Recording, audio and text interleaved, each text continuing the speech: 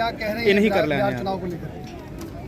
गठबंधन बहुत मजबूती के साथ चुनाव लड़ रहा है और आप देखेंगे कि जब परिणाम आएंगे तो बहुत ही आशाजनक परिणाम होंगे पूरे देश के लिए।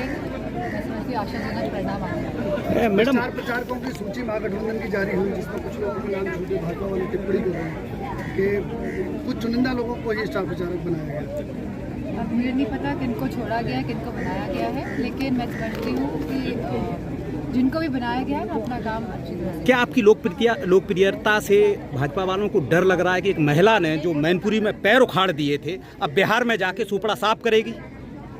ऐसा कुछ होने वाला, मतलब इस तरह का जो आप बयान दे रहे हैं या बात कर रहे हैं, आप अपना तर्क दे रहे हैं, ऐसा कुछ नहीं है। अगर वहाँ पे बुलाया जाएगा तो समाजवादी पार्टी के रूप में वो स्टार प्रचारक के रूप में हम जाएंगे। मैडम, रेल मंत्री जो हैं पूरे देश में जब हम यात्री ट्रेनों की बात करते हैं तो 13,452 हैं और रेल मंत्री हमारे ये कहते हैं, घोषणा करते हैं कि 12,000 ट्रेनें चलाई जाएंगी। ये कहाँ से चलेंगी?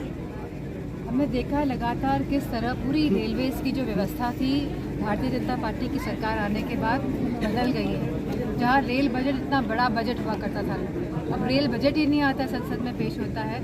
और एक्सीडेंट्स अगर हम देखेंगे रेलवेज में, इतने एक्सीडेंट्स कोई भी और सरकार में नहीं हुए हैं जितनी भारतीय जनता पार्टी की सरकार में हुए हैं। और ऐसे मंत्री हैं जो जिम्मेदारी नहीं लेते अपनी एक्सीडेंट्स की। पिछली सरकारों में तो लोग इस्तीफा देते थे, मंत्री इस्तीफा देते थे अपनी नैतिक जिम्मेदारी समझकर। तो मैडम, आप चूंकि मनोज तिवारी बिहार चुनाव में एक रैली के दौरान बोले कि ये महागठबंधन के लोग भ्रामक प्रचार कर रहे हैं, वक्फ बोर्ड बिल को जो है संसद में पारित किया जाता है और ये विधानसभा चुनाव के नतीजे आने के बाद पारित करने की बात कर रहे हैं।